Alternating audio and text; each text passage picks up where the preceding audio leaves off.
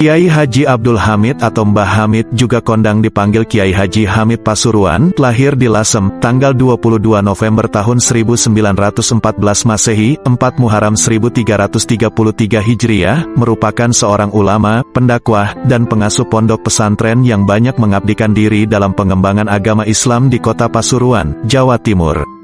Meski Pasuruan dinisbatkan dalam namanya, Kiai Haji Abdul Hamid sebenarnya dilahirkan di Dukuh Sumur Kepel, Desa Sumbergerang, Lasem, Rembang, Jawa Tengah pada tanggal 22 November tahun 1914 Masehi atau bertepatan dengan tanggal 4 Muharram 1333 Hijriah dengan nama lahir Abdul Mukti. Kedua orang tuanya juga merupakan keluarga ulama, pendakwah yang disegani masyarakat. Ayahnya adalah Kiai Haji Abdullah bin Kiai Haji Umar, sedangkan ibunya adalah Nyai Raihanah binti Kiai Haji Sidik. Semasa kecil ia dikenal sebagai anak nakal yang seringkali membuat jengkel orang-orang Tionghoa di lingkungannya. Kala itu hubungan masyarakat Tionghoa dengan pribumi memang seringkali tak akur, terlebih waktu itu orang Tionghoa sering mendapat perlakuan khusus dan pembelaan dari pemerintah Hindia Belanda. Akibat kenakalannya, ia seringkali dicari oleh aparat Hindia Belanda. Rumah Kasdan, seorang sopir yang tinggal di daerah Kauman, sering menjadi tempat sembunyinya. Abdul Mukti muda juga sering menyamar menjadi perempuan untuk mengelabui aparat yang mencarinya. Semasa kecil ia juga sangat jarang berdiam di rumah. Hobinya adalah bermain sepak bola dan layang-layang setiap hari, hingga membuat orang tuanya khawatir keselamatan dan kewajiban belajar mengajinya yang sering terbengkalai meski tak sepenuhnya ditinggalkan. Semasa kecil ia juga dikenal dengan panggilan Bedudul, plesetan dari nama panggilannya, Dul, sekaligus menunjukkan betapa nakalnya ia saat itu. Pada usia 12 tahun, Abdul Mukti muda dikirimkan ayahnya ke pondok pesantren Kasingan, Rembang yang saat itu diasuh oleh Kiai Khalil bin Harun, mertua Kiai Haji Bisri Mustafa, dengan maksud belajar sekaligus mengurangi kenakalannya. Di tempat ini, ia hanya belajar sekitar 1,5 tahun dan kemudian pindah ke pondok pesantren Tremas di Pacitan yang saat itu diasuh oleh Kiai Haji Dimyati. Tremas juga dikenal sebagai salah satu pesantren yang berkualitas dan maju baik dalam segi ilmu yang diajarkan maupun administrasi pengelolaannya saat itu. Pada usia 15 tahun, sekitar tahun 1930, Abdul Mukti muda diajak kakeknya, Kiai Haji Sidik menunaikan ibadah haji. Dalam proses berhaji ini, Abdul Mukti muda mendapat pengalaman spiritual berjumpa dengan Rasulullah. Mendengar tanda-tanda keistimewaan ini, kakeknya kemudian menjodohkannya dengan cucunya yang lain, sepupu Abdul Mukti muda dari paman jalur ibunya, Kiai Haji Ahmad Kusyairi. Meski demikian ia tak langsung dinikahkan, ia harus kembali menuntut ilmu dahulu ke Tremas. Sepulang berhaji Abdul Mukti kemudian mengganti namanya menjadi Abdul Hamid. Di Tremas inilah, Abdul Hamid muda mendapat gemblengan ilmu agama yang mumpuni. Setelah 5 tahun menimba ilmu di pesantren ini, ia kemudian dipercaya menjadi lurah pondok, dan 4 tahun kemudian ia telah dipercaya untuk mengisi pengajian di masjid. Selain belajar, ia juga sering berkholwat atau menyendiri di sebuah bukit di dekat pesantren. Ia juga jarang keluar kamar hingga dijuluki Plentu. Total ia menghabiskan 12 tahun dalam menuntut ilmu di Tremas. Semasa di Tremas ini ia juga bersahabat dengan Kiai Haji Ali Maksum yang menjadi Rais Amsyuriah pengurus besar Nahdlatul Ulama periode tahun 1980 sampai tahun 1984 dan Mukti Ali yang kemudian menjadi Menteri Agama di masa pemerintahan Orde Baru tahun 1971 sampai tahun 1978. Berikut akan diuraikan beberapa kisah karomah Kiai Hamid Pasuruan. Malaikat Jibril datang menyampaikan salam dari Allah untuk Kiai Haji Hamid Pasuruan.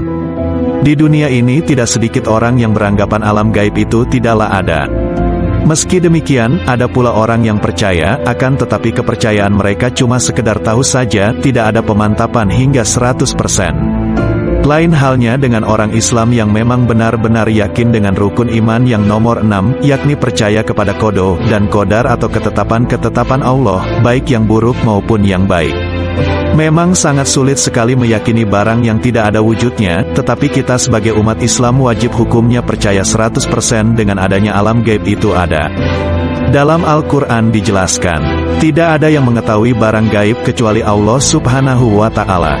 Meskipun demikian, Anda jangan terburu-buru dalam mengambil kesimpulan. Memang dalam ayat tersebut Al-Quran menjelaskan sedemikian rupa, akan tetapi para ulama ahli tafsir sepakat bahwa ada orang-orang tertentu, kekasih Allah di dunia ini yang memang diizini atau diberitahu oleh Allah Subhanahu wa Ta'ala dalam masalah kegaiban tersebut. Contohnya adalah cerita Kiai Hamid. Alkisah, dahulu ada santri yang bernama Ihsan, ia adalah salah satu hadam, pembantu Kiai, yang paling dekat dengan Kiai Hamid. Bahkan setiap malam, Ihsan disuruh tidur di ruang tamu Kiai Hamid. Selain terkenal akan tawadu dan kewaliannya, Kiai kelahiran kota Lasem tersebut juga terkenal akan keistiqomahan dalam ibadahnya. Setiap malam beliau tidak pernah meninggalkan qiyamul lail, salat tahajud. Pada suatu malam tepatnya pukul 0 istiwa, setelah melakukan salat tahajud Kiai Hamid membangunkan Ihsan. "Ihsan, Ihsan, tangio nak. Ihsan, Ihsan, bangunlah nak." Begitulah cara halus Kiai Hamid ketika membangunkan santrinya. Ihsan pun bangun, sambil mengucek-ucek matanya ia berkata, "Wonten nopo Kiai?" "Ada apa Kiai?" tanya Ihsan. "Awakmu saiki sembayang teros le mari moco Al-Fatihah ping 100, mari ngono le wes mari awakmu metuo nang ngarepe gang pondok, deloen onok opo nang kono. Sekarang kamu salat, lalu sesudahnya kamu baca surat Al-Fatihah sampai 100 kali, kalau sudah selesai kamu keluarlah ke gang pondok, lihatlah ada apa di sana," perintah Kiai Hamid. "Inggih Kiai," jawab singkat sang santri. Ia pun langsung pergi ke kamar mandi untuk berwudu. Singkat cerita, setelah Ihsan membaca surat Al-Fatihah, ia lalu keluar dari gang pondok tepatnya di Jalan Jawa atau yang sekarang namanya berubah menjadi Jalan Kiai Haji Abdul Hamid. Pada waktu Ihsan keluar dari pondok, jarum jam kala itu menunjukkan tepat pukul 1 dini hari. Nyanyian jangkrik senantiasa mengiringi langkah kaki Ihsan. Terangnya sinar rembulan menjadi penerang jalannya.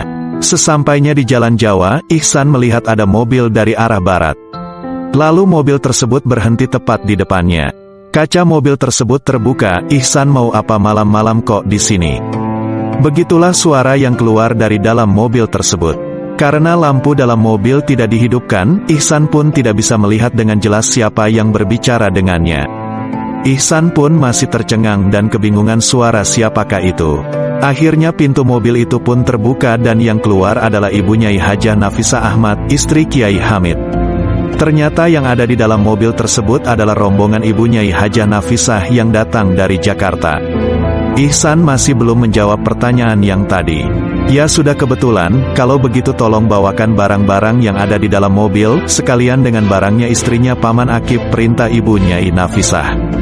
Tanpa pikir panjang Ihsan pun langsung menurunkan semua barang yang ada di dalam mobil. "Bagaimana San? Pas kan?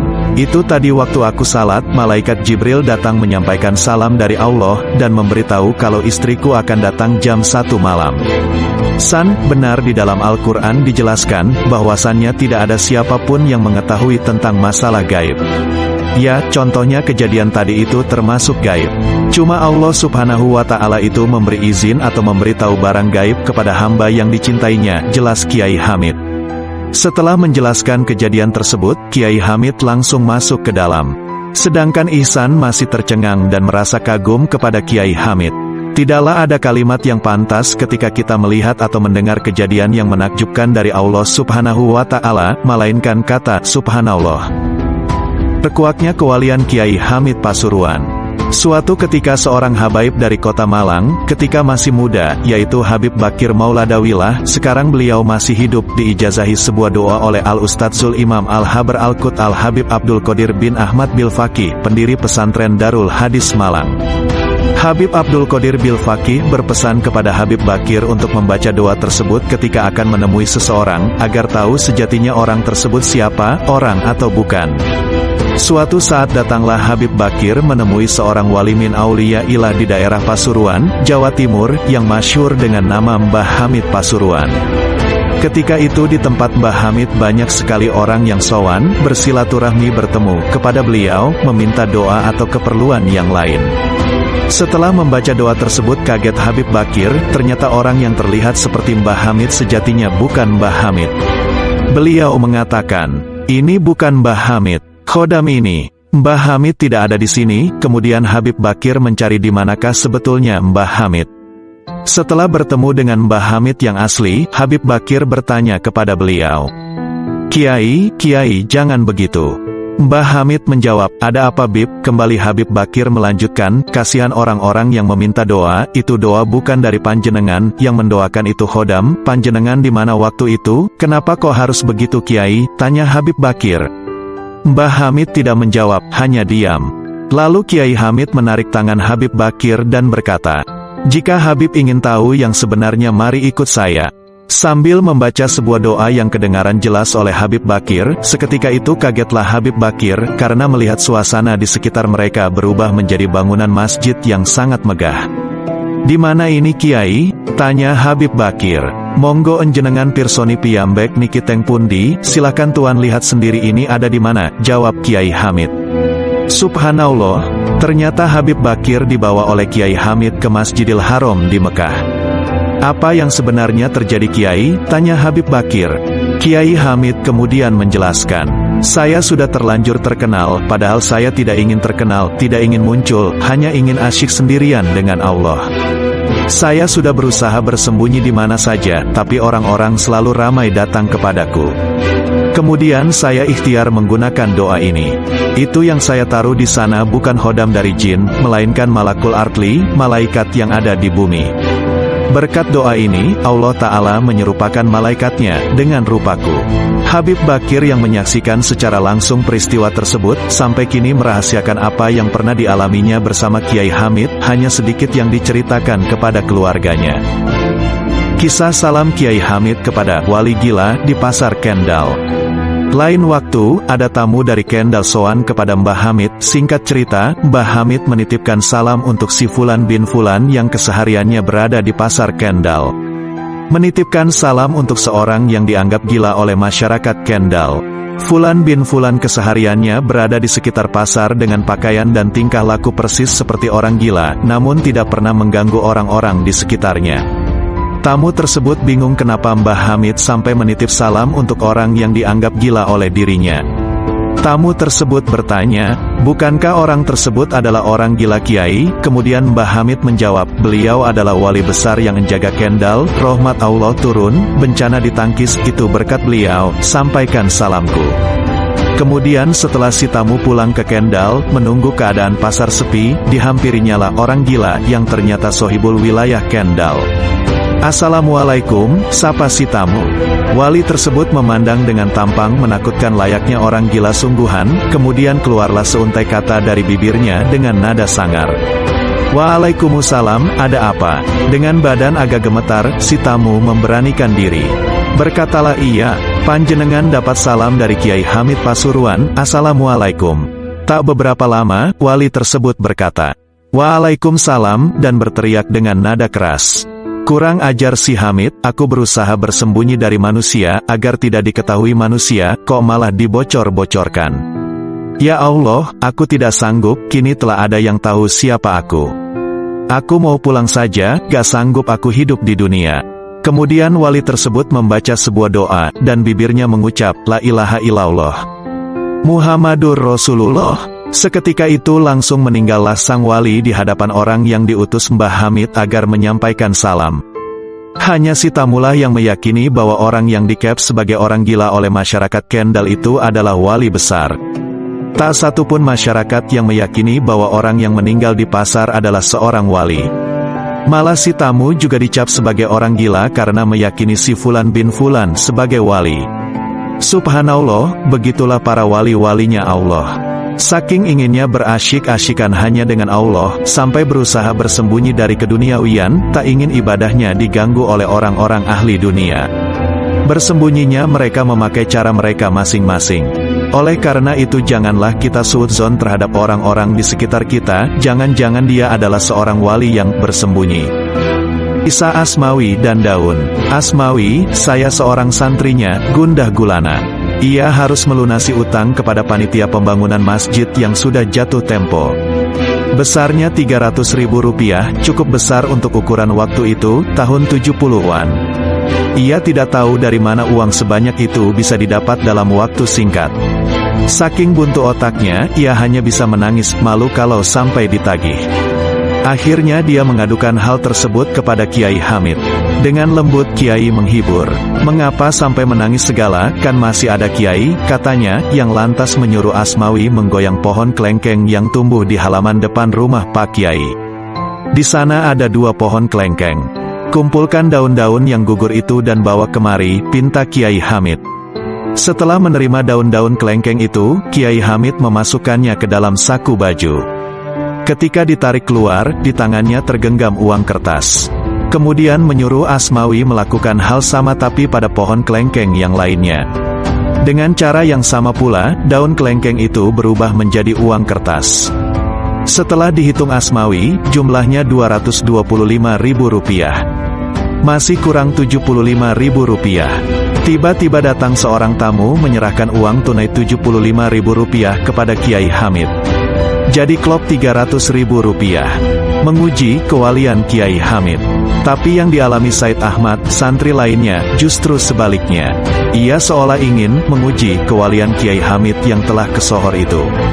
"Saya ingin tahu, apakah Pak Kiai tahu bahwa saya ingin diberi makan olehnya," katanya, suatu hari ketika pulang dari Surabaya. Ia tidak percaya terhadap kewalian Kiai Hamid. Sampai di Pasuruan, dia langsung ke rumah Pak Kiai. Kebetulan saat salat Isya sudah masuk. Ia pun ikut salat berjamaah. Usai salat, dia tidak langsung pulang, melainkan menunggu sampai jamaah pulang semua. Lampu teras rumah Kiai Hamid pun sudah dipadamkan, pertanda pemilik rumah siap-siap beristirahat. Dengan demikian, dia pikir niatnya berhasil, yaitu bahwa keinginannya untuk ditawari makan oleh Kiai tidak diketahui. Lalu ia pun melangkahkan kaki meninggalkan masjid. Ternyata dari rumah Kiai Hamid ada yang melambaikan tangan kepadanya. Dengan langkah ragu, ia pun mendekati si pelambai. Ternyata tuan rumah sendiri yang memanggilnya. "Makan di sini ya," kata Kiai Hamid sambil senyum. Ia pun diajak masuk ke ruang tengah. Di sana hidangan sudah tersaji. "Maaf, lauknya seadanya," kata Kiai santai. "Sampeyan tidak bilang-bilang sih." Said tersindir, dan sejak itu dia percaya Kiai Hamid adalah wali. Pengalaman miskat lain lagi pengalamannya. Ia sering tertebak apa yang ada di benaknya. Beliau tahu maunya orang, katanya. "Saya belum bilang apa-apa," beliau sudah menjawab. Suatu hari miskat diberi pisang oleh Kiai Hamid dengan pesan agar kulitnya diberikan kepada kambing. "Ini pisang, silakan makan, dan kulitnya kasihkan ke kambing," kata Kiai Hamid. Karena dia tidak melihat ada kambing di sekitarnya, kulit pisang itu pun dibuangnya. Bada asar dia dipanggil Kiai. "Mana kulit pisang tadi?" tanya Kiai Hamid. "Saya buang Kiai," jawab miskat ringan. "Loh, gimana kamu, disuruh memberikan ke kambing, malah dibuang," kata Kiai. Tak berapa lama, ada orang mengantarkan seekor kambing kepada Kiai Hamid, miskat pun melongo. Pada kesempatan yang lain, miskat diminta menghadap Nyai agar menyediakan lauk daging ayam. "Tolong bilang sama Bu Nyai, Kiai ingin makan dengan lauk daging ayam," pesan Pak Kiai. "Hari ini menunya bukan daging ayam," jawab Bu Nyai. "Besok baru motong ayam." Bada maghrib, miskat dipanggil lagi. "Maaf Kiai," Bu Nyai bilang, "hari ini menunya bukan daging ayam. Besok baru mau motong ayam," kata miskat hati-hati. Ia takut dimarahi. Namun, apa jawab Kiai Hamid? "Lihat di atas meja, itu kan daging ayam," katanya. Betul, dari arah meja tercium aroma daging ayam. Rupanya seseorang baru saja mengantarkan ke rumah Pak Kiai. Gus Zaki dan naik feri ke Madura. Lain lagi pengalaman Gus Zaki, salah seorang pengajar pesantren. Ketika tengah diserang rasa sakit mah yang tidak ketulungan, ia sempat mengerang dan bahkan menggelepar di pembaringan. Dokter sudah mengobatinya, namun tak juga kunjung reda nyerinya. Semua keluarga pun sudah datang membesuk. Kiai Hamid, yang diminta datang untuk memberikan doa, kebetulan tidak ada di rumah. Ketika jam menunjuk angka 11 malam, Nyonya Zaki merebus air di dapur untuk sarana menghangatkan perut suaminya, dengan cara dimasukkan ke dalam botol lalu digelindingkan di atas perut. Nah, saat tengah sendirian di kamar itulah Kiai Hamid datang berkunjung. Tentu saja Gus Zaki kaget dengan kedatangan yang tiba-tiba itu. Masalahnya, ia merasa semua pintu sudah ditutup rapat, kok tahu-tahu ia sudah ada di depannya. Pada kesempatan itu Kiai Hamid mengulurkan tangan kanannya dan menempelkannya ke perut Gus Zaki, yang dalam posisi berbaring di tempat tidur. Lantas Zaki tidak merasa sakit lagi di perutnya. Dan ketika disuruh duduk, ia pun bisa duduk padahal tadinya jangankan duduk, menggeser badan sedikit saja, sakitnya bukan main. Usai itu, Kiai Hamid berpesan agar Zaki tidak banyak bergerak dulu. Sepeninggal Pak Kiai, Zaki baru merasa ada kejanggalan. Dari mana beliau masuk? Apa benar itu tadi Kiai Hamid, pikirnya. Kalau betul itu tadi Kiai Hamid, kok tidak memberi uang? Sebab biasanya Pak Kiai tak pernah absen memberi uang. Ketika tengah dibebani pikiran seperti itu, istrinya masuk. Dia heran melihat suaminya duduk dan dengan posisi kursi dan bantal yang awut-awutan. Kalau jatuh, bagaimana, pikirnya. Siapa yang memindahkan bantal, tanyanya. Namun pertanyaan itu tak digubris Zaki. Ia malah balik menyuruh istrinya. Coba cek semua pintu, pintanya. Semuanya terkunci, kata istrinya. Memang ada apa? Baru saja Kiai Hamid datang kemari, kata Zaki sambil menceritakan semua yang dialaminya. Keesokan paginya, ba'da salat subuh, Kiai Hamid datang. Bagaimana keadaanmu, Ki? Alhamdulillah, sudah baik. Tadi malam, kata Zaki tapi terputus. Sudah, kata Pak Kiai sambil menyetakan telunjuknya di bibir. Beliau lalu menyerahkan uang Rp500.000 kepada Zaki, lalu pergi. Rupanya beliau membayar utangnya semalam, pikir Zaki. Suatu malam Kiai Hamid sekeluarga pergi ke Madura dengan mengendarai sebuah mobil. Begitu sampai di Pelabuhan Tanjung Perak Surabaya, di sana sudah antre 15 unit mobil yang siap menyeberang ke Madura. Sedangkan kapal feri yang akan mengangkut yang terakhir hari itu, belum tampak. Daya angkut kapal feri itu adalah 15 unit mobil, tapi Kiai Hamid tetap meminta sopir menunggu di pelataran pelabuhan. Mobil yang antre paling belakang tahu-tahu berputar balik dan ngeloyor pergi meninggalkan pelabuhan. Maka jadilah beliau menyeberang ke Pulau Garam. Menghajikan Qori, ketika akan berangkat ke Medan untuk mengikuti MTQ ketiga tahun 1971, Haji Solehudin memberanikan diri pamitan kepada Kiai Hamid. Padahal 2 tahun sebelumnya ketika akan ikut ambil bagian dalam event tersebut di Bandung dan Banjarmasin, dia tidak berani, lantaran sikap masyarakat Pasuruan yang belum bisa menerima perlombaan pembacaan Al-Quran dengan dilakukan. Hadiahnya apa? Kiai Hamid bertanya. Juara pertamanya dikirim pergi haji, jawabnya sopan. Baiklah, saya doakan, kata Kiai Hamid, sambil berpesan agar sesampai di Medan dia langsung menuju ke Masjid Sultan Utsman. Salat 2 rakaat dan baca doa hasbunallah wa ni'mal wakil 350 kali. Jangan ditambah, dan jangan dikurangi. Namun, ketika pesan dilaksanakan, Solehudin tidak percaya diri. Maka pembacaannya ditambah 2 kali lipat lagi hingga jumlah seluruhnya 1050 kali. Hasilnya, dia memang menjadi juara, tapi juara ketiga. Sepulang dari Medan, dia sowan ke Kiai Hamid untuk melaporkan hasil yang diraihnya di arena MTQ. Beliau bertanya, apakah pesan saya dilaksanakan semua? Ya Kiai, jawab Soleh. Berapa kali? 350 kali. Berapa kali 350? 3 kali. Lah itu, kamu baca 3 kali, ya juara 3, ujar Kiai setengah bercanda. Pada tahun 1974 menghadapi MTQ ke-7 di Surabaya, dia sowan lagi kepada Kiai Hamid dan mohon didoakan agar menjadi juara pertama. Saat itu rumah Kiai Hamid penuh tamu. Belum sempat dia membuka mulut, Pak Kiai berkata kepada tamu-tamunya, "Sampeyan saksikan ya, Solehudin ini ke Makkah dengan naik Al-Quran." Soleh kemudian disuruh membaca Al-Quran di depan mereka semua. Kiai Hamid lalu melepas sorbannya dan menaruhnya di atas kepala Soleh sambil berkata, "Berhasil, berhasil, amin amin." Dengan bekal itu Soleh pergi ke Surabaya dan pulang dengan memboyong gelar juara pertama MTQ ke-7 dan menunaikan ibadah haji sebagai hadiahnya. Kiai Hamid dan Kiai Syamsul Arifin.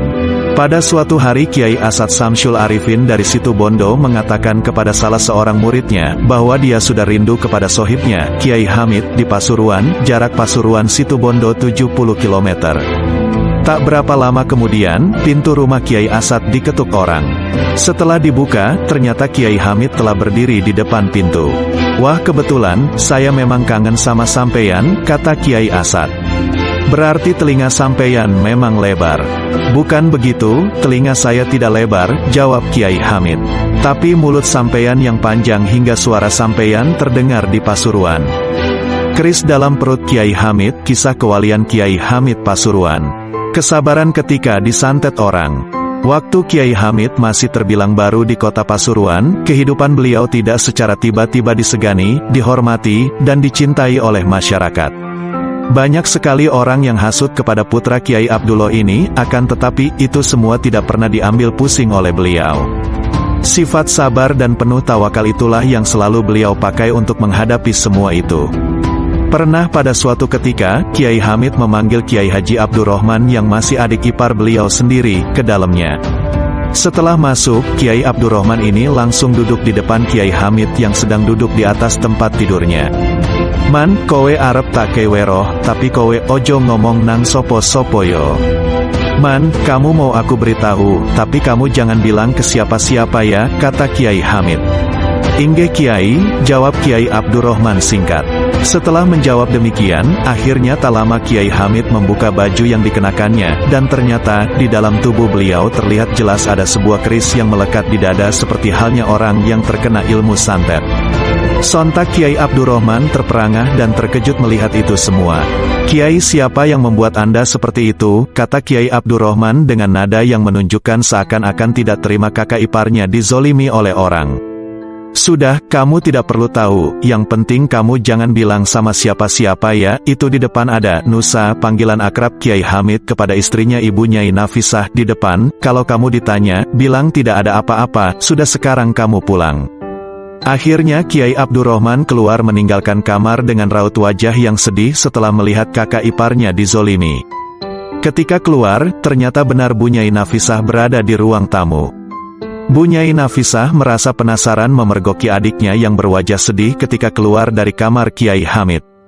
Man, ada apa? Tanya Bu Nyai Nafisah. Mendengar pertanyaan seperti itu, Kiai Abdurrahman serasa tidak kuat untuk menahan kepedihan setelah melihat kondisi Kiai Hamid, dan itu semua membuat Kiai Abdurrahman lupa akan janjinya yang telah dikatakan kepada Kiai Hamid. Ketika Kiai Abdurrahman akan menjawab jujur kepada Bu Nyai Nafisah, tiba-tiba, ora onok opo-opo kok Bu, jawab Kiai Hamid sembari melangkahkan kakinya keluar dari kamar. Pada akhirnya Kiai Abdurrahman meminta izin pulang kepada Bu Nyai Nafisah.